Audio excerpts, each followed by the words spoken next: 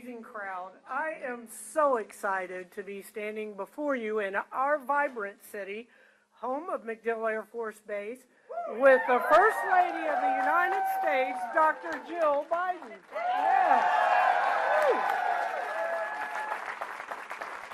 As you all know, this great city has been built on strength and service.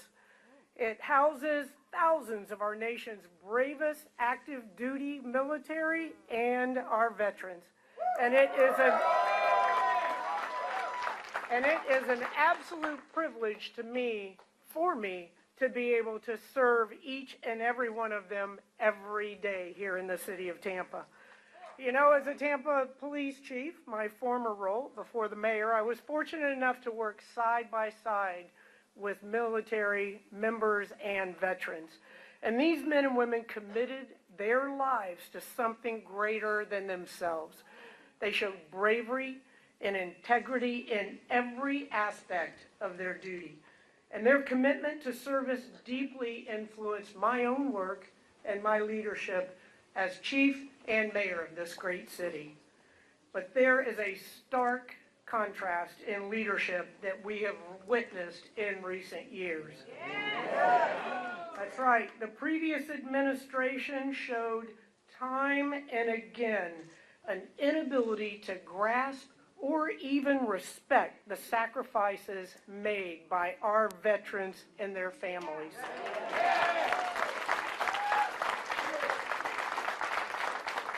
And that is in sharp contrast to President Joe Biden's actions and words as the Commander-in-Chief.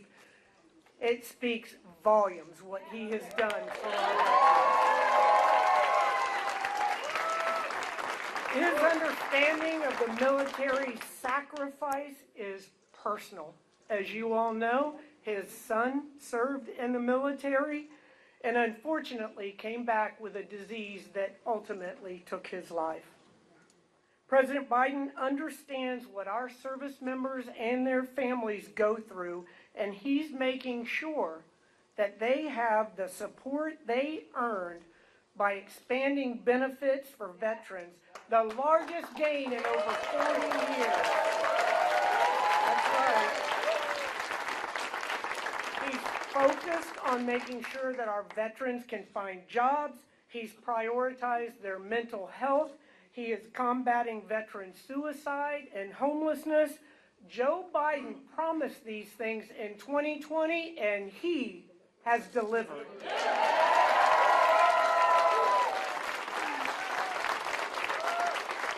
And you know what? Those are signs of true leadership. That's what Joe Biden is, a true leader.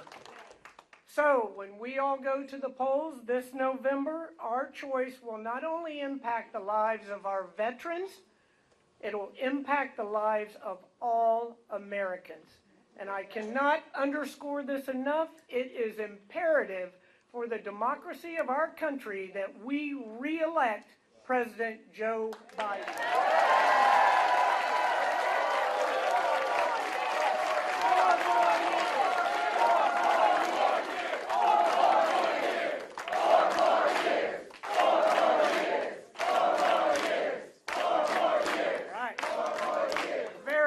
Now it is my distinct honor to bring up our very own veteran and president of the Democratic Veterans Caucus of Florida, someone who dedicated his life serving this nation proudly, Mr. Danny Fuqua.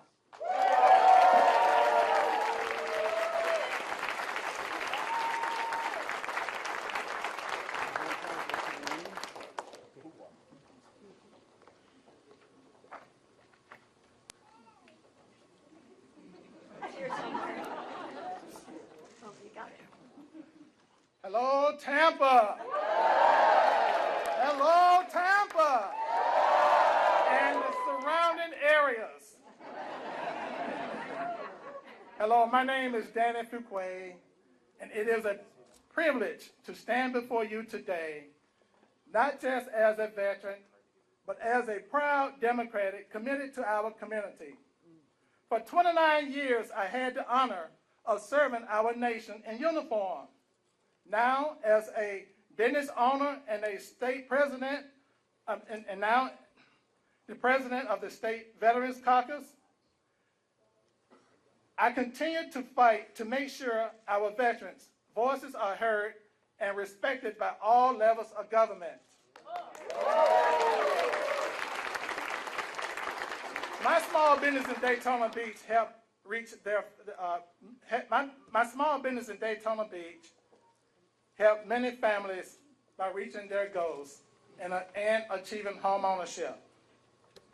Now, as firsthand, I know how President Biden's policies have helped rejuvenate our economy and given young families the opportunity that they desperately need to get back on their feet. This is the kind of leadership that we need to make a change in lives. See, I grew up in Edwards, Mississippi, where my dad and uncles, all veterans, were my first heroes as a kid. Watching the National Guard roll down through the towns of Edwards, Mississippi, seeing at first hand superheroes. And in my 29 years of service this country, I tend to develop a niche for supporting people who are genuine through those around, who are genuine people. And when I look at President Biden, when I look at a man who is genuine leader, he get it. President Biden, he gets it. The Bidens are a military family. They are one of us.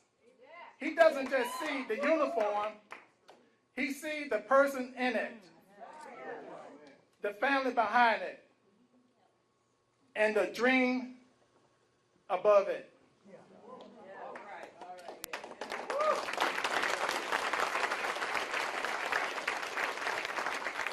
Now look, there's this other guy, Donald Trump.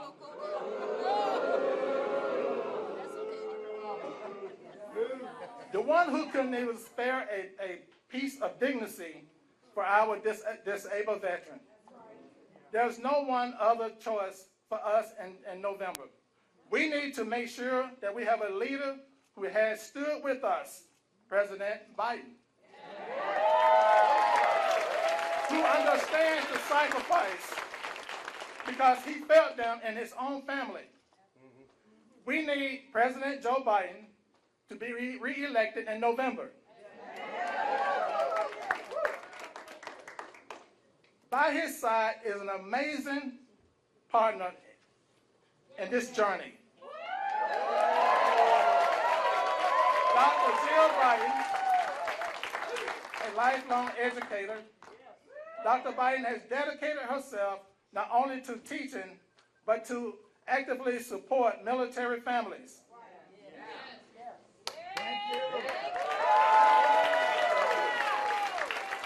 Her initiative, Joining Forces, is a testament to her dedication to promoting wellness, education, and employment for service members, veterans, and their family.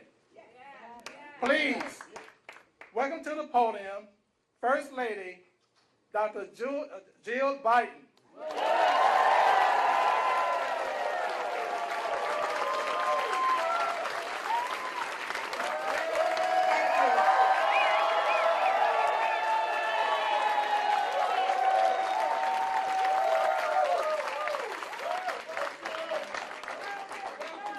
Danny, like so many veterans across our country, you continue to serve your community long after your time in uniform. So thank you for your leadership of the Democratic Veterans Caucus of Florida and all that you do to lift up voices of veterans.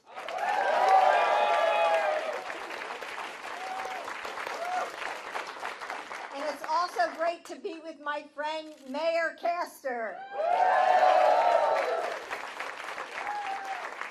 Jane, from your time as the police chief and to today, you're making sure that Tampa is resilient for generations to come. And thank you for your many years of dedicated public service.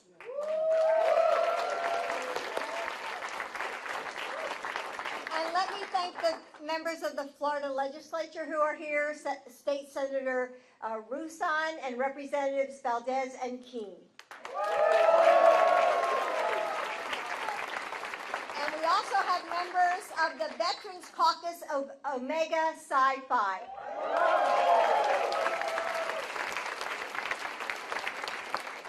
And I also want to thank Ione Townsend, who chairs the Hillsborough Democratic Executive Committee.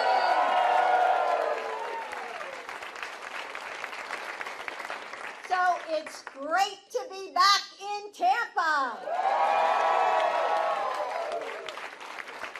So I'm so glad to be here at Seminole Post 111. And so when Jane and I were on our way here, she told me this was the place to be. So let me say a special word of thanks to Commander David Toll for welcoming us. So I really appreciate all the work that the American Legion does to support veterans, military families, and this community.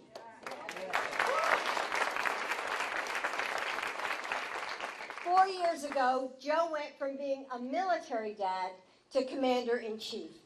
It's a responsibility he stepped into with pride.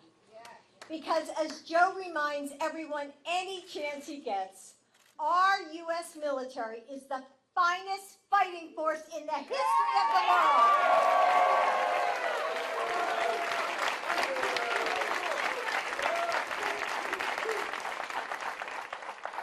Of all the obligations that Joe has shouldered since he took the oath of office, he believes that the only truly sacred obligation is to prepare those we send into harm's way and to care for them and their families when they return.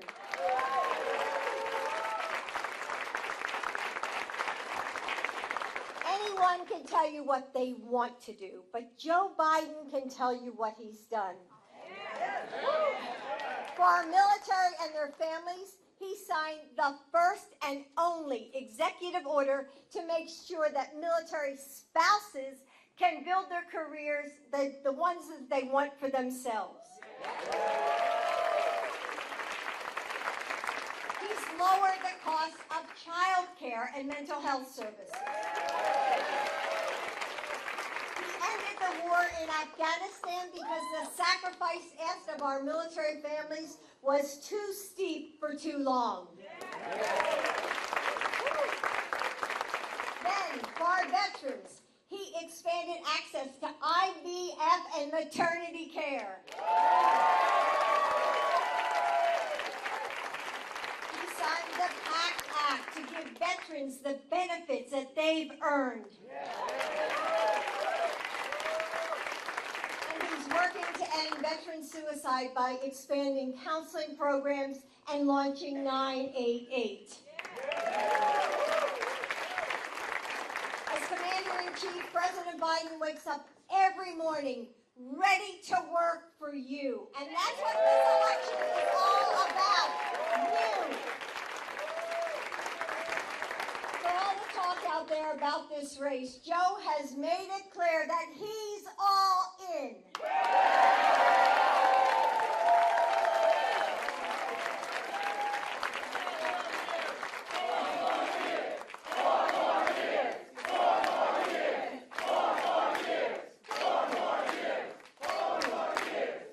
That's the decision that he's made. And just as always, as he has supported my career, I'm all in too. And I know you're in or you wouldn't be here today. You're all in, thank you. And with 4 more years, Joe will continue to fight for you, the military community that we are humbled and proud to call our own.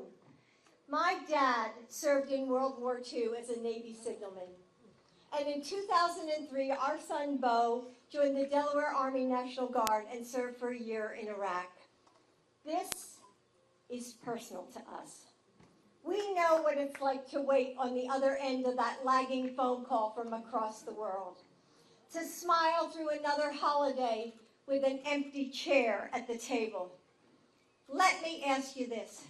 Does Donald Trump know what any of that is about? He disparages those who sacrifice for our country. His own chief of staff said he called POWs and those who died in war losers and suckers. Said he didn't want to be seen with injured veterans because it didn't look good for him. It's disgraceful. But it's not surprising. Donald Trump wakes up every morning thinking about one person and one person only, himself. We know what Donald Trump was like as commander-in-chief. Good job. He dismissed the military community and diminished America's leadership around the world. And it could be worse this time. He says he wants to become a dictator on day one. He called the January 6th insurrectionists great patriots. And last week, the Supreme Court ruled that there are virtually no limits on what a president can do. Our democracy cannot withstand a Trump presidency with virtually no limits. Service members honor their oath to support and defend the Constitution. We cannot trust Donald Trump to do the same. The military community deserves better. You deserve a commander-in-chief who serves with integrity and wisdom and character. And that's my husband, Joe Biden.